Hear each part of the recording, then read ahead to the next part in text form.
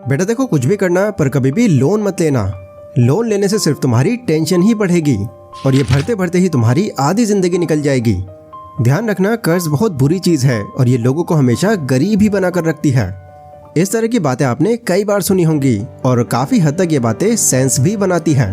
But आज जब मैं इस चीज की आपको एक दूसरी साइड भी दिखाऊंगा तो शायद आप भी ये सोचने पर मजबूर हो जाओ कि यार हमने पहले क्यों नहीं समझी ये बातें। देखो, इंडिया के अंदर ही नहीं, इस दुनिया में आप कहीं भी देख लो, अमीर लोग के अमीर बनने का सफर लोन से ही शुरू होता है। फिर चाहे वो सैम वॉल्टमैन हो, हावर्ड चर्च हो या फिर अपने धीरू भाई अंबानी साहब हो, सभी ने अपने बिजनेस की शुरुआत पैसे उधार लेकर ही की थी। अगर हम ज्यादा पीछे ना भी जाएं तो ऐसे और भी कई एग्जाम्पल्स हैं जिन्होंने लोन लेकर अपना काम शुरू किया और वो अमीर बन गए। दिव्यांग तुरखिया, शायद आपने ये नाम पहले कभी ना सुना हो, लेकिन ये इंडिया के एक यंगेस्ट सेल्फ मेड बिलियनर हैं। 36 की एज में ही इन्होंने अपनी 2 टेक कंपनीज को बेचकर $900 मिलियन कमाए और यकीन मानना, इसे उन्होंने अपने पिता से $500 का लोन लेकर शुरू किया था। दुनिया की सबसे famous book rich dad poor dad में लोन को कई बार हाईलाइट किया गया है, जिसमें वो बताते हैं कि लोन 2 तरह का होता है, एक गुड लोन और एक बैड लोन। बैड लोन वो होता है जब आप लोन लेते हैं अपनी कोई इच्छा पूरी करने के लिए, लाइक कोई मोबाइल, कोई बाइक, कोई कार या फिर कोई और luxury item. But good loan वो होता है जो लोग अपने बिजनेस के लिए उठाते हैं ताकि इस पैसे से वो अपने छोटे बिजनेस को एक बड़े लेवल पर ले जा सकें। अमीर माइंडसेट वालों को ये गुड लोन का सारा खेल बहुत अच्छे से मालूम होता है। बट ऐसे लोग इस तरह का माइंड कहाँ से ले आते हैं कि वो इतने अच्छे से लोन का इस्तेमाल करते हैं?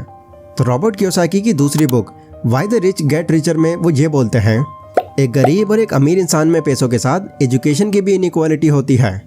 आम लोगों के पास डिग्री तो होती है लेकिन कोई फाइनेंशियल एजुकेशन नहीं होती, लेकिन वहीं अमीर लोग के पास भले ही कोई डिग्री ना हो लेकिन फाइनेंशियल नॉलेज उनके माइंड में भरी पड़ी रहती है और यही चीज़ उनका बिजनेस ग्रो करने और अमीर बनने में उनकी मदद करती है।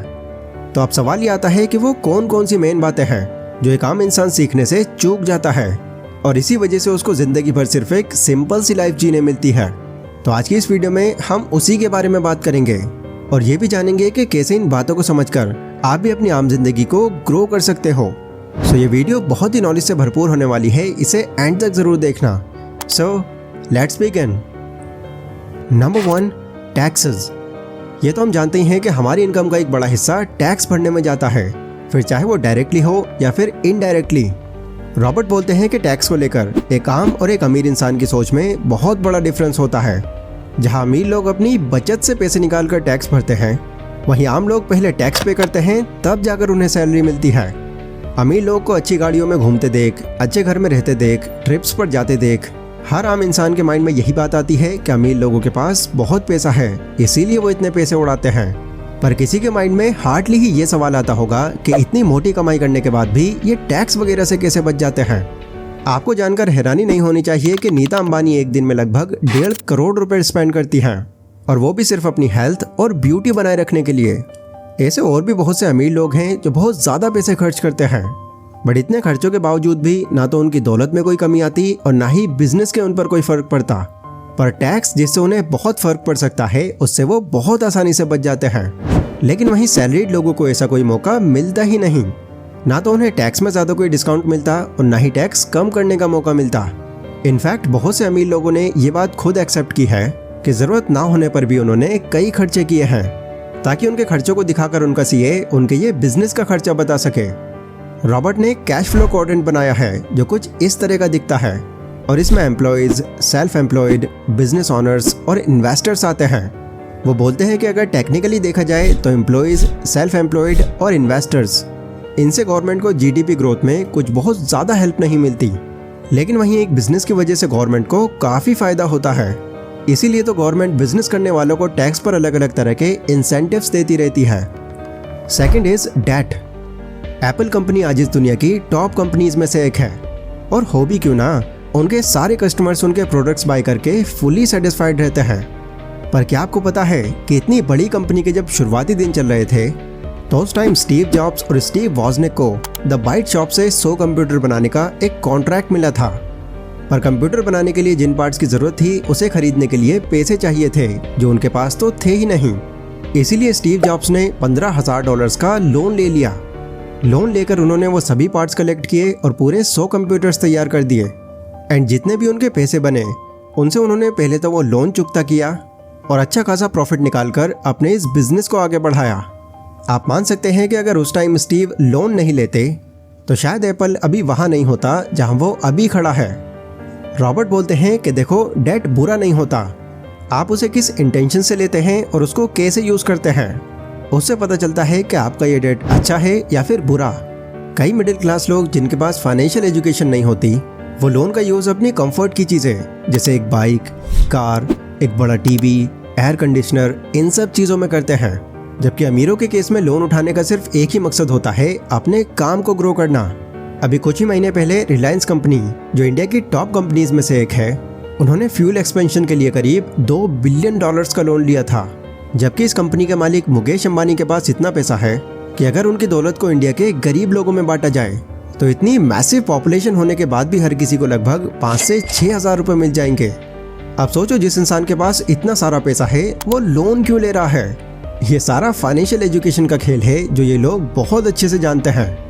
अब देखो होता क्या है, आम लोग अपने पैसे को सेव करने के लिए उसे 3 से 5% के इंटरेस्ट रेट पर बैंक में डाल देते हैं, और जो अमीर लोग होते हैं वो गरीब लोगों के इन पैसों को 10 से 12% के इंटरेस्ट रेट पर बैंक से लोन के रूप में उठा लेते हैं। फिर उन पैसों को वो अपने किसी एसेट या फिर बिजनेस में लगा देते हैं, जिससे उनको 15 से 30% का रिटर्न तो मिल ही जाता है। तो उनके लिए फिर बैंक को 10-12% का इंटरेस्ट देना कुछ उतना मैटर नहीं करता, क्योंकि वो अपने पैसे लगाए बिना ही लोन के पैसों से अच्छा खासा प्रॉफिट कमा लेते हैं। इतना ही नहीं, अपने प्रॉफिट और लॉस के स्टेटमेंट में लोन के इंटरेस्ट को बिजनेस के खर्चे के तौर पर दिखाकर अमीर लोग उससे अपना टैक्स भी बचा लेते हैं। लेकिन आपके माइंड में अब ये बात आ सकती है कि सिर्फ प्रॉफिट ही क्यों, बिजनेस है भाई, वहाँ तो लॉस भी हो सकता है, और लोन लेकर भी हमारा लॉस हो गया तब क्या होगा? तो इस पर रॉबर्ट बोलते हैं कि इस दुनिया में रिस्क ना लेना ही एक सबसे बड़ा रिस्क है। आज हमारा घर है और इसमें हम सही सलामत रह रहे हैं, कल को भगवान न करे किसी भूकंप की वजह से ये घर ही गिर जाए तो हम तो इसी में दबकर मर जाएंगे। पर ये सब पता होने के बावजूद भी हम अपना घर तो नहीं छोड़ रहे, स्टिल हम अपने घर में रहकर ये रिस्क ले रहे हैं। इसीलिए अगर आपको भी ग्रो करना है तो आपको पहले ये लोन के इस सिस्टम को समझना होगा और सब कुछ चीज़ें पता कर लेने के बाद उसका सही तरीके से यूज़ करना होगा। Number 3 is Phantom income. Active income और पैसिव इनकम के बारे में तो लगभग सभी लोग जानते हैं, लेकिन एक इनकम ऐसी है जो सबसे ज़्यादा अमीरों में ही देखने मिलेगी, क्योंकि इसको जनरेट करने के लिए फाइनेंशियल एजुकेशन की ज़रूरत होती है। रॉबर्ट ने अपनी बुक में इस इनकम को फैंटम इनकम का नाम दिया है, जिसे इनविजिबल इनकम भी कहते हैं। एक मिडिल क्लास आदमी यही सोचता है कि अमीर लोग भी उनकी तरह काम करके पैसे कमाते हैं या अलग अलग जगहों से मेहनत करके पैसिव इनकम जनरेट करते हैं, लेकिन अमीर लोग इन दोनों ही तरीकों से ज़्यादा फैंटम इनकम से कमाई करते हैं। इसीलिए बाकी लोग के कंपैरिजन में ये ज़्यादा अमीर निकल जाते हैं। ये फैंटम इनकम क्या है, इसको अगर मैं आपको एग्जाम्पल देकर बताऊं तो मान लो रोहन नाम का एक लड़का है जो एक मिडिल क्लास फैमिली से है। उसकी बहुत इच्छा है कि वो अपना एक घर खरीदे, तो घर खरीदने के लिए वो प्राइस की 50% डाउन पेमेंट अपनी उस सैलरी से करता है जिसमें उसका पहले से ही टैक्स डिडक्ट हो चुका है। लेकिन वहीं संजू है जो एक अमीर बैकग्राउंड से है, उसे भी एक घर खरीदना है, तो संजू घर खरीदने के लिए अपने पैसे यूज़ नहीं करता, बल्कि वो बैंक से घर के लिए लोन लेता है और फिर उससे वो घर खरीदता है। बैंक से लोन लेने की वजह से इस ट्रांजैक्शन में संजू का पूरा टैक्स सेव हो जाता है। तो यहाँ जो पैसे टैक्स में सेव हुए वही फैंटम इनकम है।